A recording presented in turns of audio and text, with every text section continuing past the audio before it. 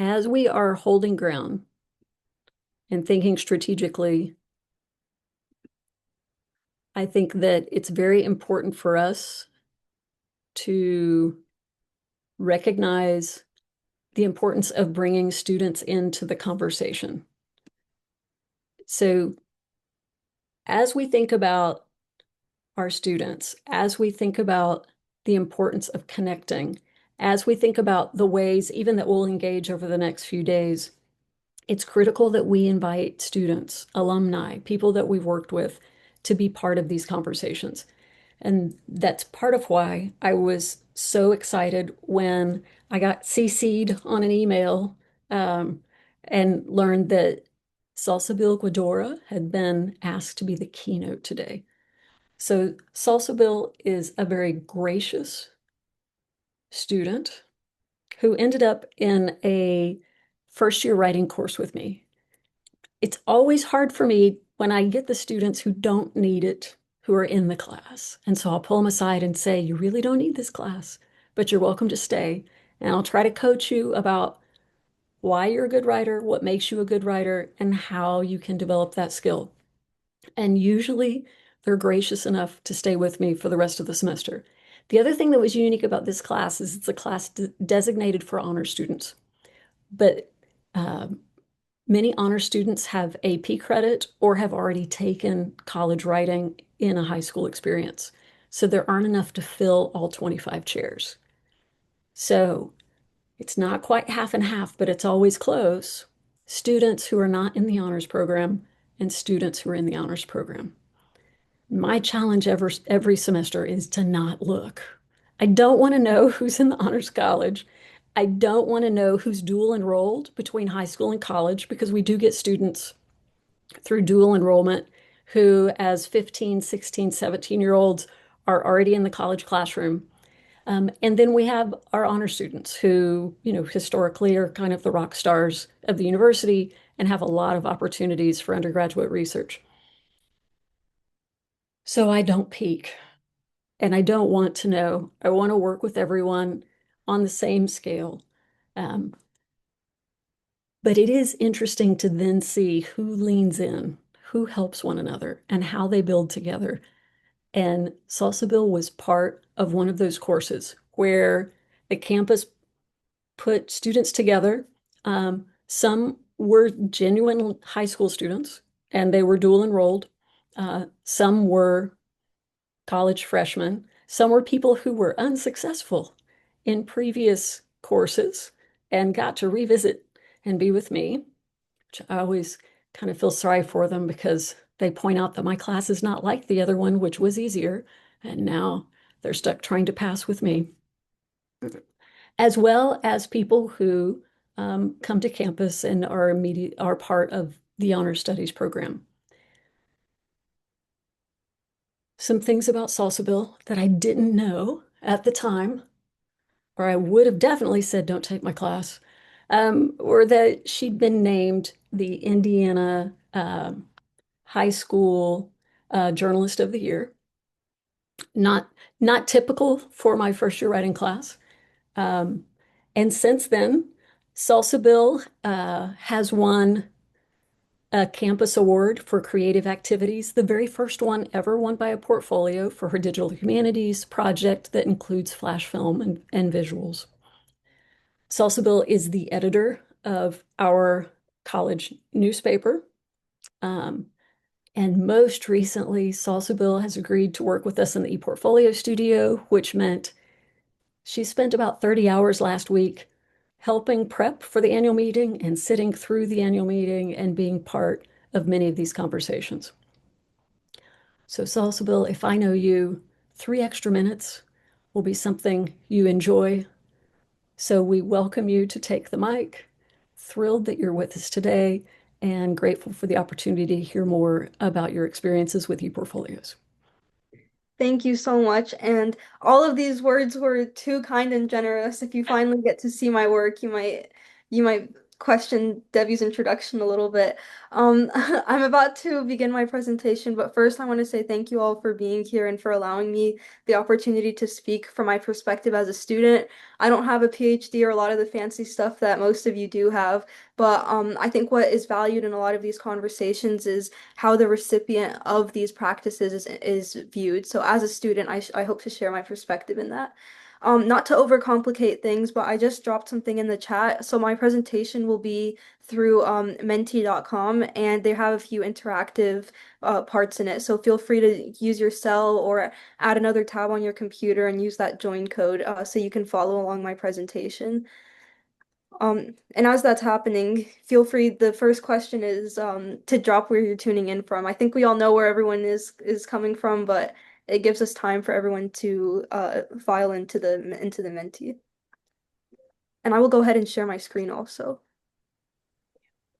Salsabil, I think you need to turn responding on. We can't currently put a pin on the map. There might be a setting somewhere. Oh, I am so sorry about that. Let me see. It's all good. I could stick a pin on, but I don't think Oh, anybody you else can could. see it. Yeah. Or a little white bubble. Yep. Oh, yeah. There's one. Sometimes I'm Oh, it really does. good. Oh, yeah, we can move one. We can move one bubble around. That's fun. So I think is it let me see. No, not quite yet. It's still for me, it's still saying responding is turned off. So Oh, we are all moving one bubble around. I want to be from Australia now. It's probably somewhere in the settings of the slide, Salsabil. this was all No, part of no, my no, it's fine. presentation, everybody. I planned for this, so everyone knows. Um, It's all good. Tech let, is always fun. yes. Let me see. The settings should allow for it.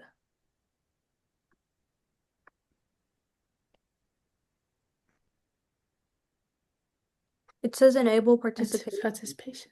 Yeah, it does have access level public.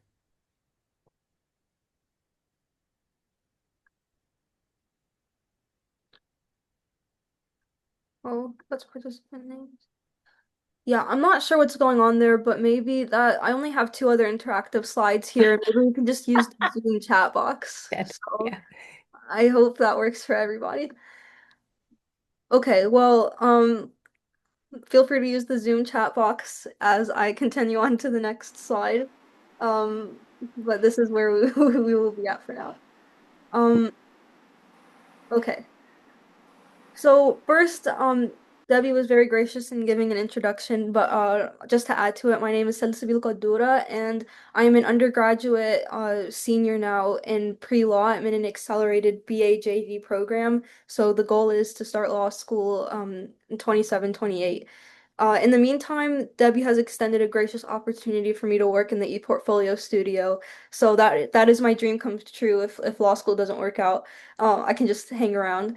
But the one of the main things that I'm passionate about is communication. So whether that's in journalism, in ePortfolios, in writing, in law, anything that's of that nature, I think communication is the baseline of what that means.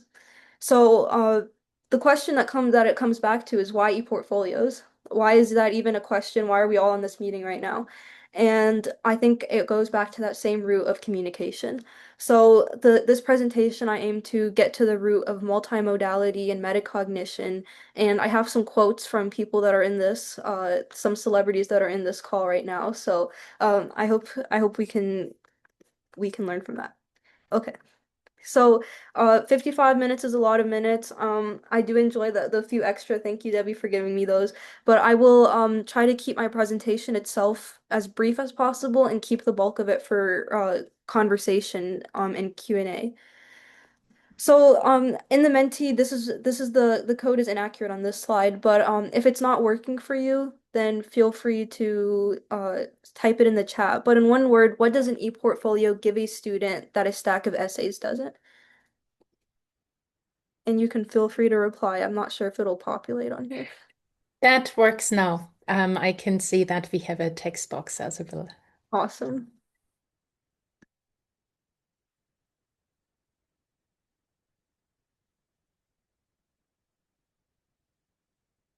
Agency, freedom, insight,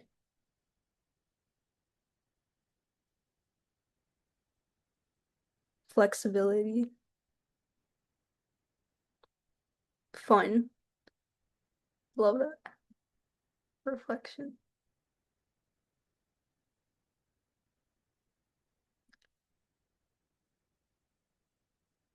Okay, as people are still responding, the purpose of this slide is to hear what you think, but also I want you to hold on to whatever you submitted, because I'm going to bring it back to your responses at the very end. And I think you'll find that you already knew the answer to my whole talk before I even deliver it. Uh, let's see. Time travel. I love this. That was probably Debbie. No, it was not. Oh wow, I'm curious. We're gonna spend the rest of this presentation figuring out who typed what submission. Visuals, integrative learning. That is amazing. Okay, I'm gonna move on to the next slide. I know we have a couple people who didn't get the chance to reply, but feel free to drop it in the chat if I skip ahead. Um, so as I said, for me, I believe that it is communication. Um, So if you strip an ePortfolio all the way back past the platform, past the rubrics, past the template, you're left with one thing, which is essentially communication. If you think about the fields on the right of the screen, like journalism, law, and teaching, not biased because those are things that I'm passionate about, but journalism asks who is this for and what do they need to know first. And it's meant to be a digestible thing for the audience that you are attempting to reach. Law asks, how do I build a record and make an argument land? And teaching asks, how do I make thinking visible to someone else can follow? So teaching so that students can understand where you're coming from, regardless of different learning styles. So those are all the same questions wearing different clothes, and I think ePortfolios is the truest container I found for asking it. A rule that I learned in the newsroom, which not the classroom, it's not about big words or looking professional. That quote right there, that I made look very professional and stated was just something I created. It's about making your chosen audience understand. So something I've always learned from journalism and now being the editor-in-chief of the Campus Citizen is you never want to have something that's overwhelming for your audience, especially if your audience is the average person just wanting to get through a headline. That's why headlines are supposed to be basically a whole summary of the entire article, so people can skim the headline and know what's going on. So in a lot of ways, an ePortfolio is the exact same because it's written for an audience that can leave. So an essay is written for one run reader who's paid to finish it. So if I put an essay up there, I'm pretty sure the only person who has any incentive to read it is probably my professor because they have to. But if I put up something like an ePortfolio, it's written for an audience that can leave. So that changes everything about how a student approaches the work. If communication is the why, then there are two engines that make it run, and they're exactly what students and faculty both get out of this. So there are two engines under the same hood. First is multimodality, which is communicating in more than one mode chosen on purpose. So that's words, images, captions, pull-out quotes, white space. This is a lot of what we do in journalism also, but as it's called in the ePortfolio studio, the 3x5, one of the things is to have 5 versions of multimodality. And that also includes eye track, which carries into metacognition, but things that allow people to read it. So instead of the traditional white page with red ink covering everything saying wrong, wrong, wrong, instead you have an ePortfolio that you have wrong, wrong, wrong, and you correct it, but it's still the very interesting way of reading and scrolling through it. And I'll go over my ePortfolio in a minute here to show you how I incorporated that so it's more interesting than the average reading experience of a typical essay for an English class. Um, so the first thing is I'm gonna copy what Debbie always says. So Debbie, I'm gonna steal your quote. But something that Debbie always says is if someone comes to your house and they say, "Where is the restroom?" You don't just say, "Go ahead and find it anywhere else." Well, maybe I do, but apparently you're not supposed to do that as a hostess. So you tell them to go down here, you do this, the soap dispenser is a little wonky or whatever. So again, I really like that analogy of it because that's exactly what an ePortfolio does. It says like this is my homepage, this has everything in it, and if you navigate to this page, you'll see where I did this about this. And then if you scroll to the bottom, you can move on to the next. So it kind of has that same sort of analogy apply there. The second engine is metacognition, so thinking about your own thinking, which was very meta when I when I was in class learning about this. So this is the one that changes the student. In an ePortfolio, you don't just produce something good, you can see how and why it's good. Drafts stay visible. So in my ePortfolio, I kept all of my drafts and the process of creating it present. Growth becomes evidence, not a claim you make in a cover letter, but something anyone can scroll through. And reflection turns a grade into an understanding you actually carry forward. And I always say how I was an AP student in high school, the kids that are the honors students, and we just stayed up pulling all-nighters on things that were not helpful, busy work, and you get checked on doing the product, but not what was inside of the product. And so shifting into ePortfolios where you have the opportunity to reflect and develop upon your own ePortfolio is a very big difference. So you can still have that rigorous experience that you might get in an honors course, but instead of it being something that's busy work, you can actually learn, reflect, and grow from it. And faculty wins on both sides of these, so you get to see richer work to access. So I think maybe this is biased, but it's a little bit more fun to look through an ePortfolio than maybe it is to go through a Canvas paper submission of an essay. And you also get students who understand their own process, which is essentially a goal of teaching, is you want people to learn how to do things for themselves and have these skills for themselves. So, the research backs this up. Dr. Helen Chen, celebrity, Helen Chen. I don't really know what I'm supposed to say here, but the celebrity that is on this Zoom call with us, and Tracy Penny Light, also Doctor. I'm not sure. You guys are just very famous. Put it clearly in 2010 that the ePortfolio encourages students to take responsibility for documenting and demonstrating their own abilities over time within a broader learning landscape that encompasses the various domains of their intellectual lives. Um, yeah, so that's what PhD people can put together. That you will not find that in my portfolio, but that's the theory. Here's what it produced, and the address is on the screen for my website. So I'm sharing my screen. I believe you guys can see my ePortfolio now. Um, I need to be honest with you that this ePortfolio was built for my first year writing course. So, for some people that might be thinking, oh, this is only going to work for a writing course. Some faculty, when we presented, they were like, oh, I teach organic chemistry, and this doesn't apply. But the beautiful thing about ePortfolios is if you can write about it, if you can talk about it, you can put it in ePortfolio. Um, so here we go. I'm gonna walk through my ePortfolio. So I called it legal, not always just. And a big part of this course that I had in Debbie's class was we first learned and read through different things. We read through what it means to have a growth mindset, to what it means for metacognition, what it means of how to be an effective writer.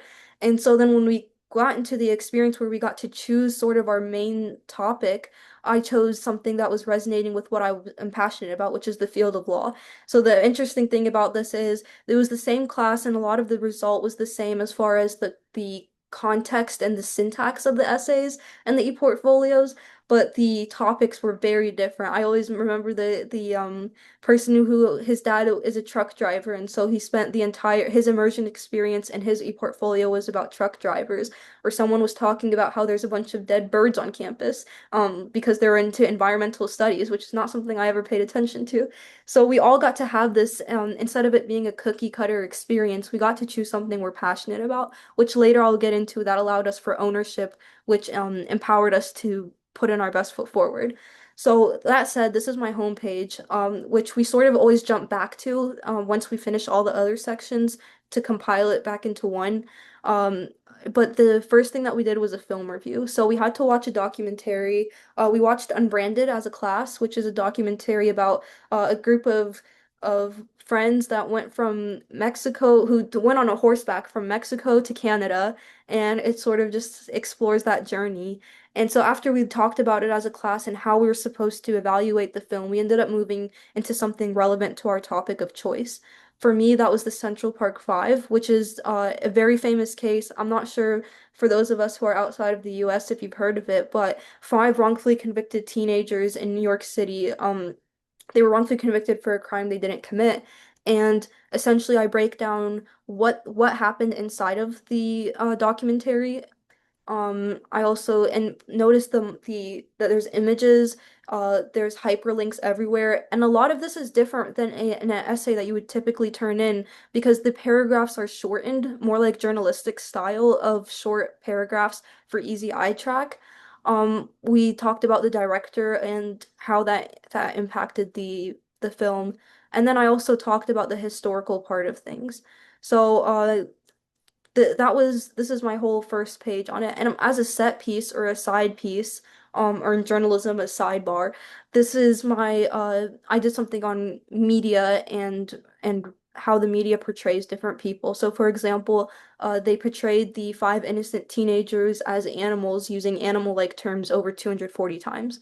So it's sort of it keeps things grounded in the documentary, but it also allows for a little bit of a differing perspective to supplement it. And then after all of that, that is my first one. So now I was like, I watched this crazy documentary. I watched it multiple times.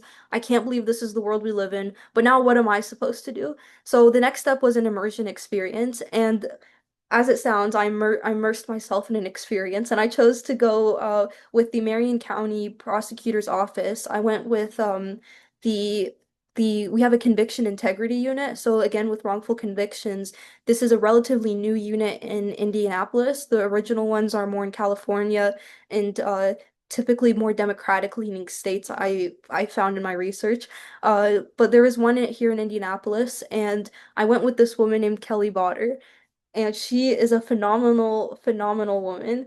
And you can tell by her picture. Let me scroll down to it. This perfectly encaptures her personality, her picture here. I will say that I got to shadow her for the entire day. So I started off and I went with her to the courthouse or the Indiana Community Justice Campus. And I went to her to different courtrooms through her process there. And then we went back to her office and we discussed some things. So I got to fully immerse myself, and I even asked her a little bit about um, the Central Park Five and her thoughts on it. And throughout this, I sort of paint the picture of how that immersion experience went. And what Debbie told me in that class was, and she told all of us, is you're gonna forget. So as things go, write it down, and then immediately after, make it into a comprehensive piece. So that's exactly what I did. This was fresh off the noggin, off the top of my head, and I put together um how that experience went. And then I have a side piece, again, food for thought, racial disparities within the criminal justice system. So I talked with her for a very long time, which I love to talk if you can't tell. And part of her conversation was she told me about some of the people who she worked to exonerate.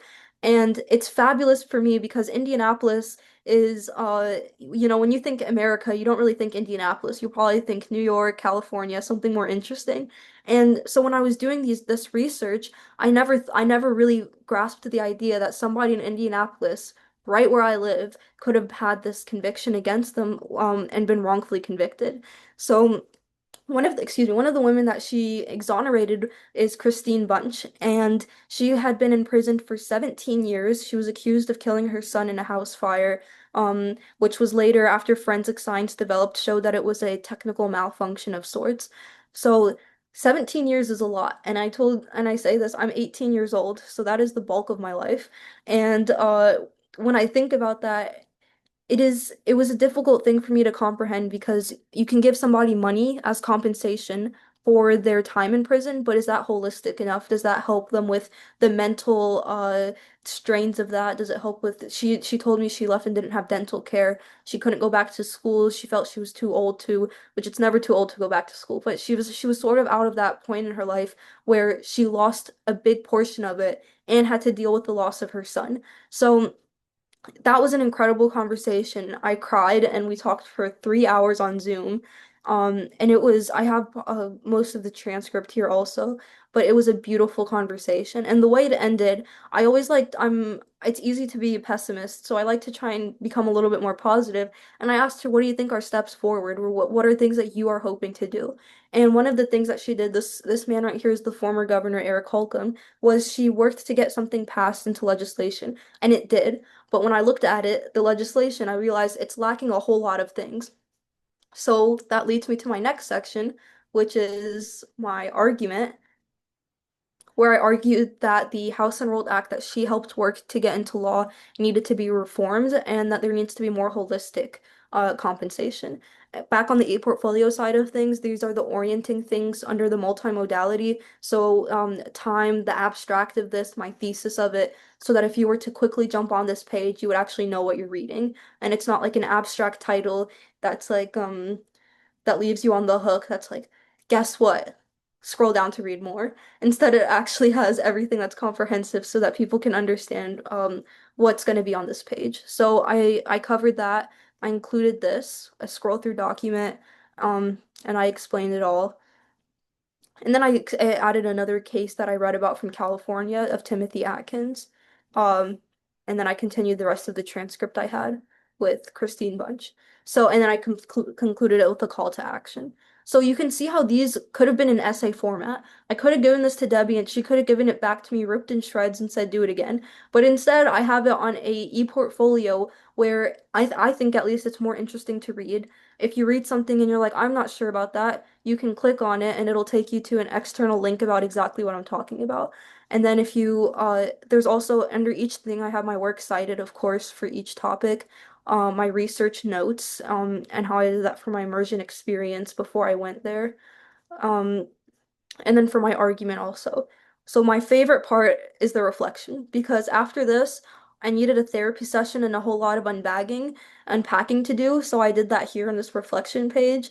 And a lot of it isn't just what I learned through that process, but also what I learned in relevance to the course. So a lot of the pushback that comes from faculty when we try and say you should probably implement ePortfolios in your courses is um, is that you can't correctly have a structure to the course, that you're giving too much autonomy to students. And what I argue about that is we had a lot of autonomy. We got to do whatever immersion experience we wanted that was relevant to the film review that we did, but at the same time, we completed all of our core requirements for the class. So what I did was I copied and pasted the part of the syllabus of things that we were supposed to accomplish, find and synthesize sources, share my original ideas, learn and read with intention and write with it. So I took all of those and then I proved that I did it. So no matter whether you were talking about a truck driver or dead birds as you walk around campus or wrongful convictions, we were still achieving the same ultimate goals. How I found and synthesized sources. I have my very verbose Canvas discussions, which I'm sure was a nightmare for Debbie to grade, but I tried to make it nice with some fun highlighting colors. And then we scroll down, I have more of my some of my assignments. So this kind of takes a step back from the subject matter and more of the ePortfolio the syntax of it. Achieving goals. I presented at the undergraduate research conference for this. And that is my ePortfolio. I ended up doing the special shout out to Christina in this last page. You'll see the podcast that I did with her for the Mahara project, her and Debbie. And so I also have my thing on reflections here. So this whole entire ePortfolio, you probably look at it and think, oh, okay, that's great for an English class. Well, again, I'm going to go into that about misconceptions about ePortfolios, but this sort of autonomy really helped me grow in both my thoughts of how ePortfolios function and also my thoughts of what I want to do in the future. So I'm going to take a step back into the into my presentation. And feel free to have Christina graciously made this tiny link ePortfolio so you didn't have to do a whole lot of typing. So feel free to look it up and save that if you want to reference it later. Um, so the scaffold underneath that freedom was the create your own adventure idea, which is how it was described in the syllabus when I first started in the course. People assume that freedom means chaos, but for me, it's the opposite. The freedom rode on top of a deliberate scaffold, and it came in three phases that compound. Nothing was busy work, and everything fed the next move. It was all comprehensive, and it accumulated on top of one another. The course theme that was Create Your Own Adventure was not it was not just a fun title that Debbie cooked up one night and put it onto the syllabus. It's actually the language of yet and not yet, which we learned from the TED Talk of Carol Dweck. The idea of if you don't accomplish something the way it was the first time, you can still accomplish it later. And instead of being told, no, you're done with this assignment and there's no chance for revision, it's not yet, but you can get there. Um, so ePortfolio is where those choices became visible and defensible for each of us. So phase one or week one was building the mental habits. We watched Carol Dweck on her TED Talk. We read How People Learn. We read Mary Louise Pratt's Arts of the Contact Zone. Um, we learned the term preflection. So reflection and there's preflection. So before we even began our ePortfolio and our writing, we already preflected on what our goals hope to be, which really helped for framing our reflection because now we have something to say, oh, it didn't actually go as I planned, or it did, or this is what I would do differently. So after we kind of had the idea of how we're supposed to write and do quote integration and that sort of thing, we moved on to phase two, which is the immersion. So that's when we went out and did our own immersion experience, and then you write about it with the style of journalism, using mentor texts like Jennifer Percy's My Terrifying Night, with Afghanistan's only female warlord, or Daniel Berhulak. I just butchered that name, but his photojournalism piece. We were referencing and anchoring our work in what we learned in class and applying it to our own immersion experiences. We used the deal model for critical reflection and peer reflection. What would someone else, after looking at a student's paper and peer reviewing it, how would I apply changes to my own ePortfolio?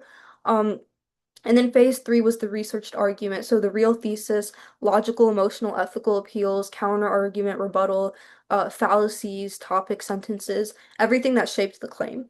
So now, if you look at that shape and tell me it's only for English, foundational concepts, then a hands-on immersion, then an evidence-based argument, that's a chemistry course. That's a clinical rotation. That's a business capstone. And I think that the skeleton of that sort of e-portfolio is pretty universal across disciplines. So looking into my ePortfolio that I went through, my topic was wrongful convictions, and I learned how to use those same exact tools in the previous slide into this. I'm not going to repeat everything because it is exactly what I just scrolled through, which I think is more interactive than reading through the slide. Um, so every move is a transferable tool. This table is the heart of it for this room. The W131 vocabulary, it sounds like it was very English department jargon, but underneath every move was a discipline neutral tactic or strategy. So let me read across a couple of the rows. So for my immersion experience, it was a primary first-hand inquiry, which you can do in lab work, a clinical rotation, field work, an internship. The ice set piece, which is probably a controversial name for it in this political climate, but I think it stands for integrate, cite, and then explain. Or so you sort of put a quote and then you cite it and explain it, and you do that twice per set piece. It's really just synthesizing multiple sources. So a literature review, a case analysis, a data interpretation, again, applicable across different disciplines. The deal reflection is a structured metacognition, your clinical debrief, your design rationale, your post-mortem. The thesis becomes a hypothesis, a recommendation, a diagnosis. The contact zone lens is audience awareness, patient communication, client memos, public-facing science. So these vocabulary, this English jargon that's in yellow on the left of the screen, it can transfer into any discipline. It can be anything for these e-portfolios as long as it's incorporating that core idea again of communication and making it digestible for your audience. That is exactly what e-portfolios are accomplishing. It doesn't care what you teach. It's a container for inquiry, synthesis, reflection, and argument. So again, we're gonna have some fancy quotes up here from people that you all probably know, that these aren't just my claims. Um, these three anchors that I sort of got, Kathleen, Blake, Yancey, that reflection is the dialectical process by which students develop goals, strategies, and means of assessment. Students become agents of their own learning. That's the metacognition engine. So I will talk about this later again in my 6 claims of common misconceptions about ePortfolios. Uh, this wonderful person named Helen Chen from Stanford said that e-portfolios are more than just a technology. They imply a process of planning, keeping track of, making sense of, and sharing, excuse me, and sharing evidence of learning.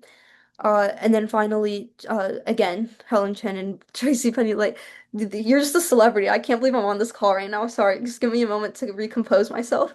The last thing, I think this was the one that was originally on one of the initial slides, but that an integrative approach to student learning encourages students to take responsibility. So instead of us all having the same thing, when I walked into class and Debbie told me you can choose what you want to write about, but you're gonna have to write it within this structure.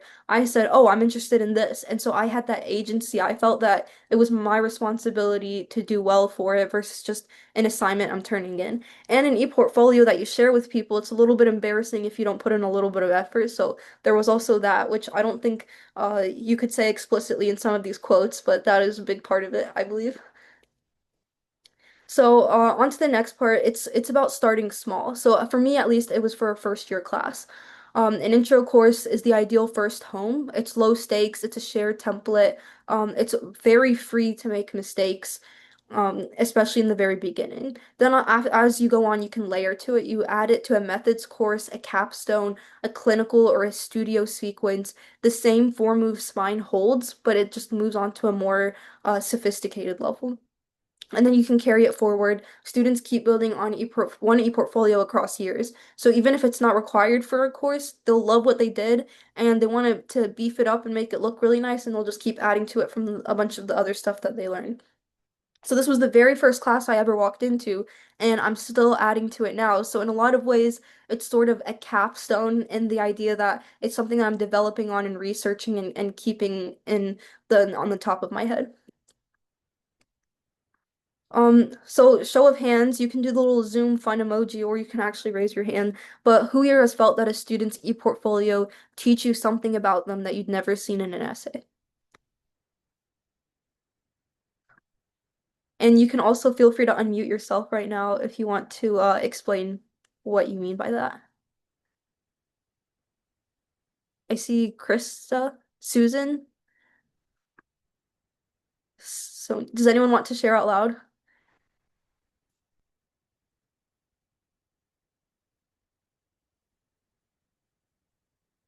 Sonia, you have your hand up. Go ahead. Thank you, Christine. Um, well, I guess not just in the ePortfolio, but also in talking with students about their ePortfolio. And one thing that I wrote a little note about because it is something that I thought about when we were talking about big moments in ePortfolio.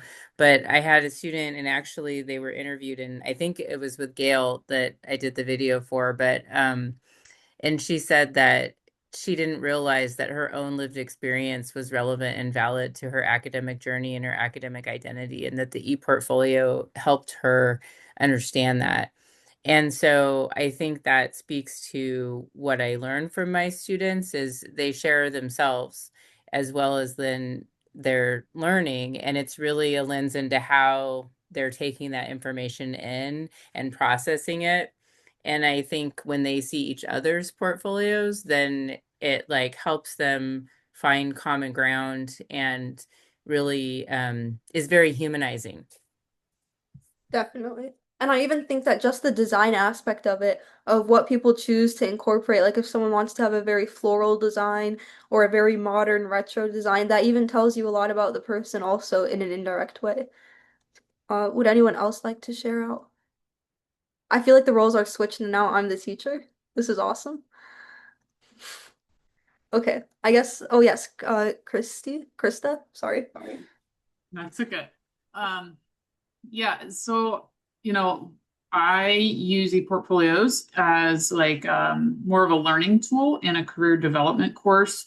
And so for me, I had a student who wanted to go to medical school. And so I got to learn more about who she was and what she was hoping to be as a candidate for medical school. Now she was a first year student, but like the nice thing was is like our last reflection was kind of reflecting upon everything they learned. Did you learn what you thought you were going to learn day one when we reflected upon what your goals were for the course? And then how are you going to apply them? And it was really cool to see how she had a better understanding of who she was, how she could position herself for an application pool for medical school, but also like the learning. And it was neat to have her reflect upon the fact that she, like, I think you had mentioned before, things just built off of one another throughout the course through the portfolio. And she was able to visually see her learning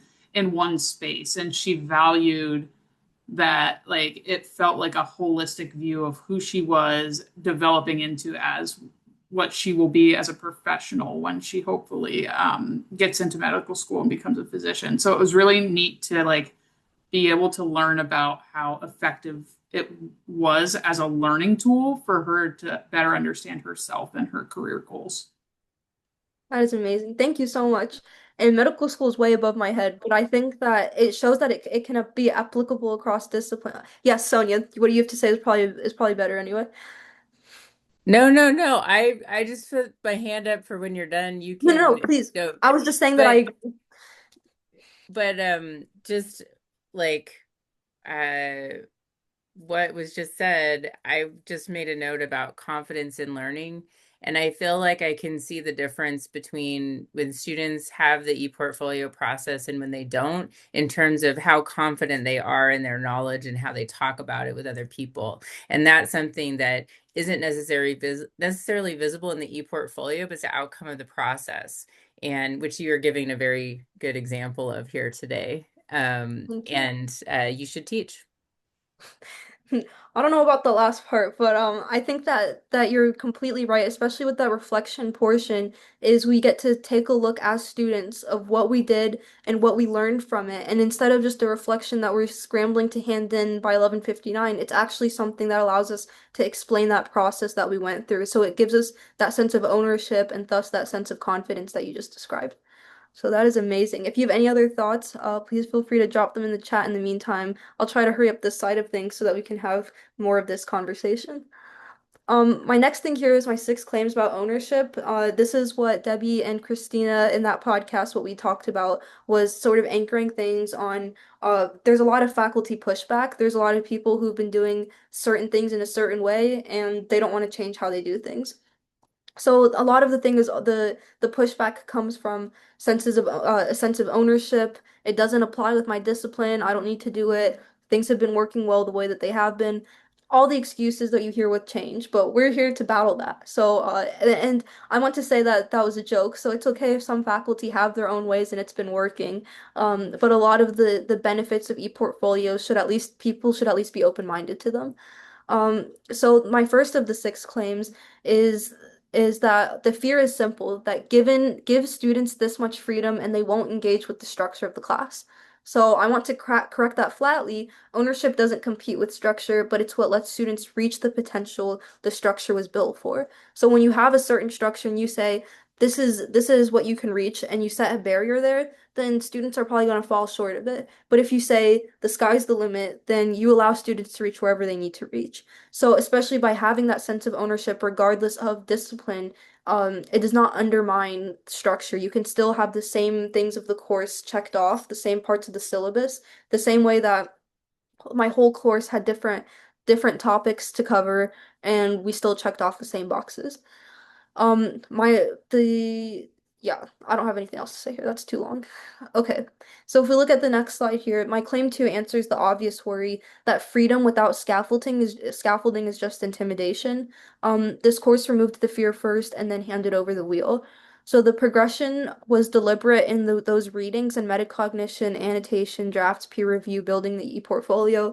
Uh, it's not like we were thrown into a pool and we didn't know how to swim. We started off by knowing what this course was. So, depending on discipline, what those readings would incorporate of the topic. And then metacognition, how do we think about us thinking it? How do we want to have our structure so that we reach the audience that we intend to? Again, communication. And then going into annotation, drafts, peer review, and then going into the ePortfolio. You know, on day one, Debbie didn't say we're doing an ePortfolio, everybody, so have it turned in by the end of the semester. We sort of gradually eased into that process, and it allowed for that backbone of student autonomy. So we started from that shared template, the ice skating walker, which is what I'm very familiar with because I don't know how to ice skate without it. And then we got to let go of it once we got that balance on our own. By you would see that we all started with the same template, and then there are some really stunning ones out there that are not the original template. So it allows for that student autonomy to function. Third is voice and choice are not the fun version of academic work. They are actually the technologies that build the rigor. So voice and choice, you would again sort of back to the idea that student autonomy comes at the expense of structure is false because through them we've practiced real intellectual moves, schema building, synthesis, multimodal composition, feature narrative. Um, Inside my immersion piece, I wrote a researched set piece, which was a focused, evidence-based sidebar on racial and gender disparities in the justice system. That was rigorous research, and it happened because of that freedom, not in spite of it. So the ownership generated the motivation to actually do the high-level work well. Um, Next is the claim about what keeps a student from quitting. So we started the semester with Yet and Not Yet, which is Carolyn Dweck's TED Talk. And it's the idea that feedback before grades or room to be wrong on purpose is what allows us to thrive. So if you've taught an honor student, you know that there's a very strong fear culture that one mistake equals an F. So nobody wants to take a creative risk. If you tell me that I can get an A by doing this, I'm probably not going to do something super extreme that I want to, that would show more passion and more interest just because I fear that F. So that not yet model rebuilds that, especially in the beginning of this semester. We did get grades. You could say people could have gotten an F. I'm pretty sure they didn't in that class, but I didn't have access to those grades, unfortunately. The structure of it was that we were allowed to make mistakes and learn in the beginning, and we were allowed to make mistakes later, but even our final exam was graded on revision, so you could go back and completely revise a piece to get it as your final exam. So the emphasis um, on allowing that work to keep being progressed and edited and revised without the fear of an F is very helpful. It prevented me from shutting down, and I'm sure lots of others. It said that this isn't what it could be yet, but you can keep going. And that's the difference between a student who disengages and one who stays in it by feeling like they're allowed to continue in it. And if you look in my ePortfolio, I left the earlier drafts that I had visible on purpose. In the reflections tab, they have some sub-tabs. The process is the proof, and you can watch the thinking change, but you don't need to have it as just the final answer. So ePortfolio shows a lot of that process, not just you turned in an essay. It's like, how did that essay form? What were your thoughts? What were your notes as you went on in that process? So we're gonna take a 5-second thing. I don't know if you are on the Menti, and if this isn't working for you, feel free to switch on to the Zoom chat box. But where does your discipline lose students first? Fear of being wrong, no sense of ownership, it never connects to them, or work feels disposable.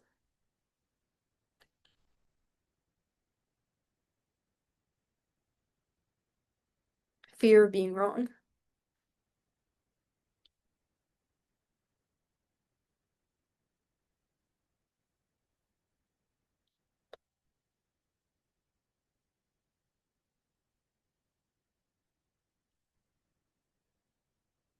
As more responses are coming in, does anyone want to explain their vote here?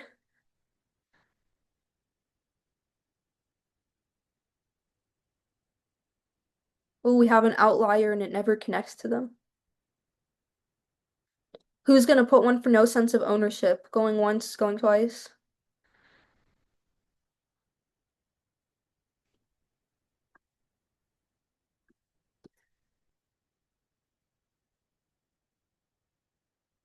I think that the fear of being wrong is also something that shows up not just obviously in the portfolio, but also in class when it comes to participation, when it comes to, raising their hand and venturing a question. It's not, I think it's not just that they are afraid to appear foolish or ignorant, but also that they fear that in the face of their classmates, right? There's that fear of committing cringe, quote unquote, by saying something wrong and outing yourself. I love that so much. There's even memes on TikTok and Instagram Reels about the cringe answer in front in the English class. And so I think that really perfectly pinpoints that fear of saying the wrong thing or sounding too nerdy in front of your peers or whatever makes that cringe factor there. So Sonia?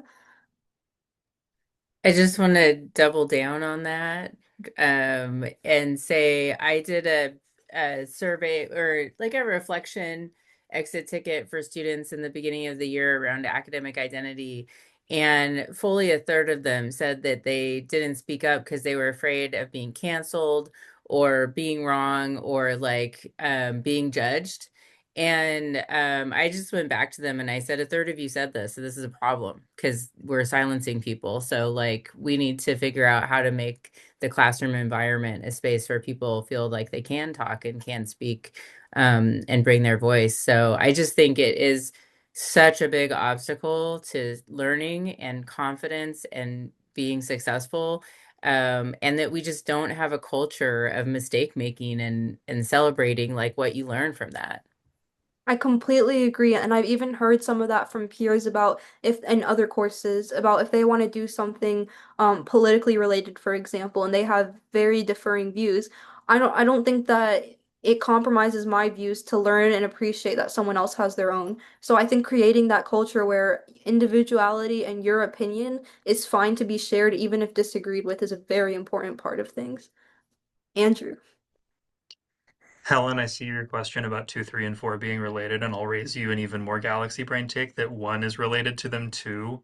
With the health profession students that I work with, a lot of the resistance that I see to just about everything, honestly, is being unwilling to or unexcited to take ownership, not seeing a connection to it, feeling disposable because why do you want me to try to answer this question if you haven't told me what the right answer is in the first place? That the culture of multiple choice exams in particular, we work toward getting the like you tell me the right answer in the lecture and then I study the lecture and the reading material and then I take my multiple choice exam and then we move on to the next set of lectures. So the like connection to them taking ownership, feeling disposable are tied to the fear of being wrong. Because if I don't get like if it's mine, then then I take responsibility for potentially being wrong. If it's durable, then the consequences of it being wrong last. If it connects to me, that wrongness hovers around me like the cloud around Pigpen. So I think they're all connected to each other. Wonderful. And sorry, I didn't see the chat, but that was 100% better response than I could have given. So I'm glad that you saw it.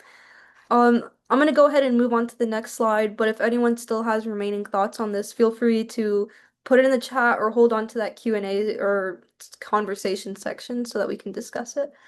So moving on to claim 5, that peer review is a thinking engine and not a courtesy.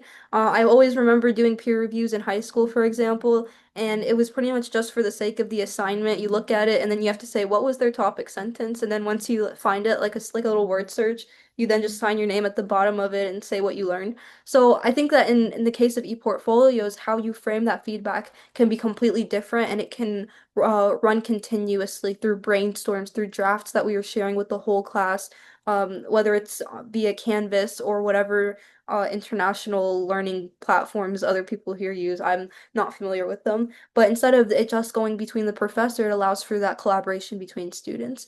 And then here's the mirror effect. When you review someone else's draft, you're already auditing your own. So you think, oh, I didn't do that. Oh, snap, I forgot that I was supposed to incorporate that, or I should do this. So the closing question every time was, now what will you change in your piece, now that you've done your peer review? So one design detail worth stealing is that the honest feedback happened in the LMS, or for us, Canvas, through threaded discussions and not bolted onto a public site. So it was vulnerability without exposure. We got to keep things private and confidential within the classroom, to feel that safety, but we also got to collaborate and share outside of the traditional lens that people normally have in classes. So moving on to my sixth and final claim, rebuting the misconceptions about ePortfolios. The immersion experience is the part you cannot fake and you cannot prompt out of AI. Debbie prefaced this about AI in her welcoming, and there will be more presentations, but I know that there is an increasing uh, there's like a weariness towards AI and how students are using it. And for a lot of people, it is easy to put something in a chat box and have the whole thing for them. But when you say that there is something that you have to do, you get to choose, you get to have autonomy, and now you have to go and do it and actually prove that you went and did it. It takes out that AI part of it because and it can't recreate that.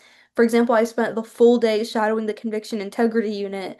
I tried to put it in Chat GPT and it couldn't do that for me. So I had to go and get my Tookus out and actually go on throughout the day. I did not put it in Chat GPT. That was a joke for anyone wondering. I don't use that. Uh, and after 3.5 hours after interviewing the exoneree, I didn't have any shortcut except for having gone and actually done that. And I think that even though it was very specific in my case to my English course, if you're doing a chemistry course and there's some sort of talk to something chemistry related and then go write about it, then I'm sure that would probably work too. Uh, Ownership equals accountability, so I keep coming back to a yard metaphor that I don't care how my neighbor keeps their yard, but if my yard is fine, then I care about it. So my ePortfolio is my yard, and I'm making sure that the flowers are all nice and tidy. And if my neighbor's lawn is messed up, that's on them. So I have that sense of ownership over my ePortfolio, and it has my name on it, so I don't want to turn in something sloppy and be humiliated in front of my professor. And for the assessment people in the room, the ePortfolio maps to the actual learning outcomes. Different students hand you a genuinely different experience, but the rigor can still be the same, and it is an academic proof, not performance, not a show. So, all in all, pretty much, this is collapsing a false dichotomy. My synthesis here is that we're told it's a choice that you either get rigor or you get structure, or you give students freedom and ownership. But that's the false dichotomy. Student agency is exactly what lets the structure do its work, take ownership of one, and you don't lose the other. So you finally get the payoff of both. The ePortfolio is the rare form that delivers structure and ownership at the same time, which is why it works for assessment and for engagement. And that content connects, and this portion right here, it connects directly to why this gathering even exists. So the experiential, what it actually asks of us is AAEEBL, which I later discovered embarrassingly is just pronounced ABLE, stands for Authentic Experiential Evidence-Based Learning. So the ePortfolios where all three of these things meet, and everything I've said today lives inside of those three words. Authentic, it's real audiences, real stakes. A public portfolio means you host readers, you don't just submit to a grader or professor. Experiential, you go and you do, whether it's immersion or different across different disciplines. It's something that you cannot shortcut, AI cannot manufacture. And then it's all evidence-based. The artifact maps to outcomes and shows growth over time as proof you can assess, not a performance to applaud. So multimodality serves the authentic and experiential. Metacognition serves the evidence, and I think that the two engines I started with in the beginning of this presentation carry the whole mission of this organization. So remember when we did that first question with the word bubble and I said, what's one word that you think of? I said, hold on to it.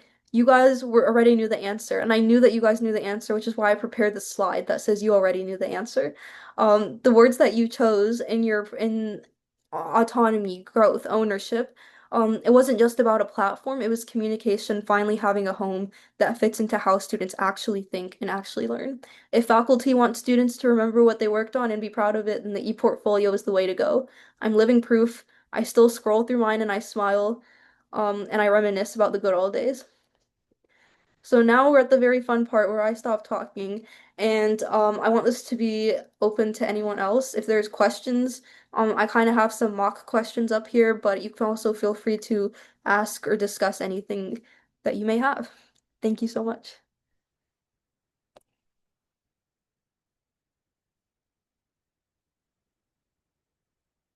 I'm getting overwhelmed by these questions right now.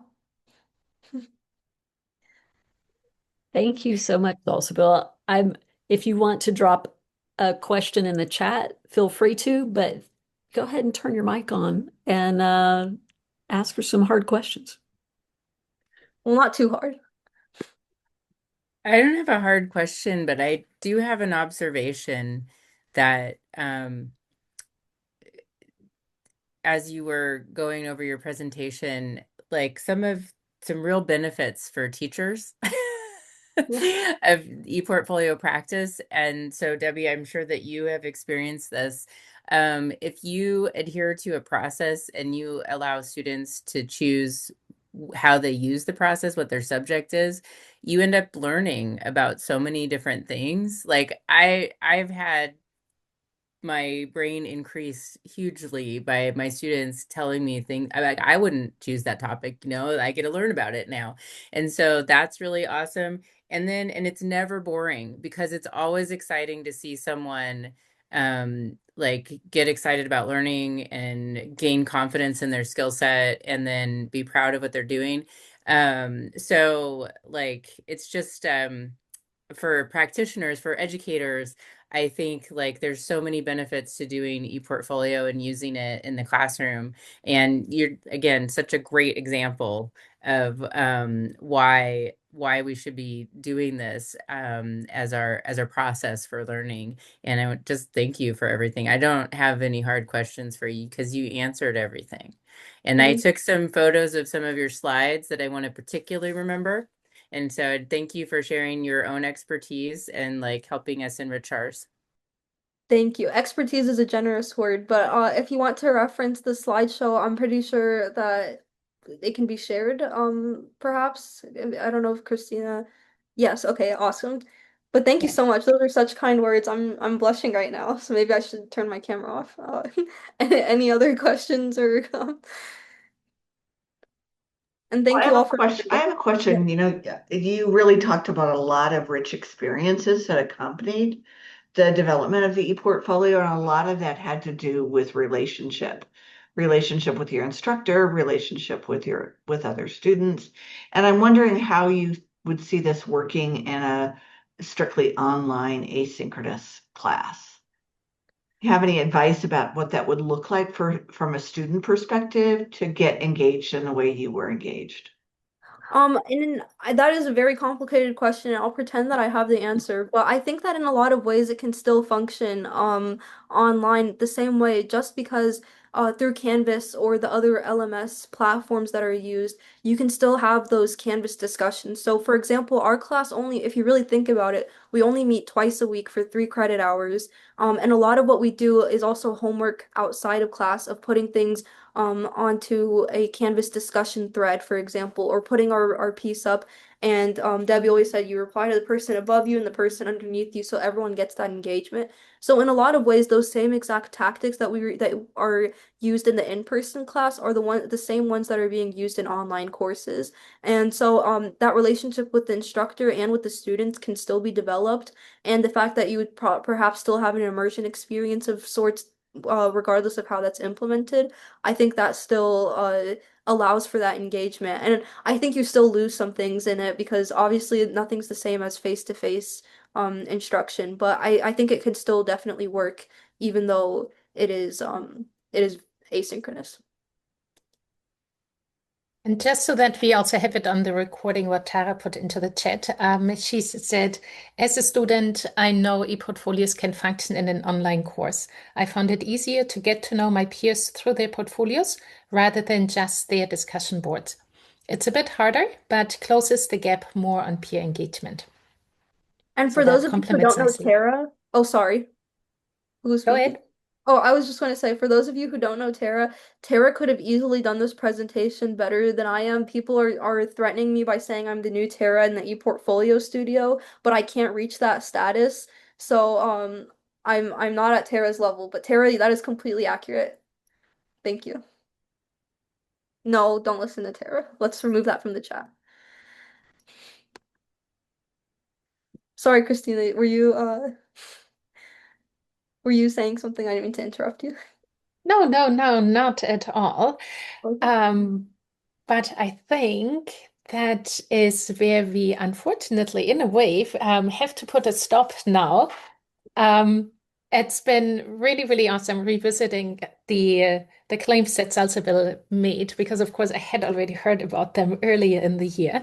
But it's always good to then hear more about it, hear a bit more of the background, and also see how everybody else can make them relatable to themselves. So thank you so much, Salsabil, for having opened the AAEEBL Symposium for us today. Thank you. And if anybody wants to get in touch with Salsabil, please do so. She now does also have a LinkedIn profile. We roped her into that so that she can post for AAEEBL. And it's really, really wonderful talking to her and also Debbie and others at the ePortfolio studio at Indiana University, Indianapolis. So we can learn a lot.